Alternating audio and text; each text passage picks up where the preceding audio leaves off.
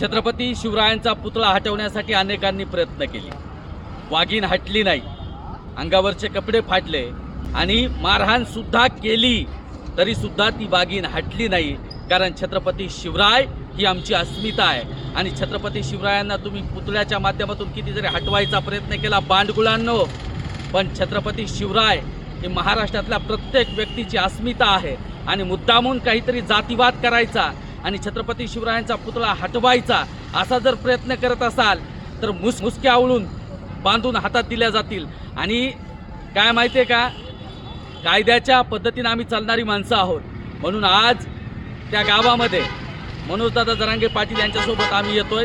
तुम्ही पण या.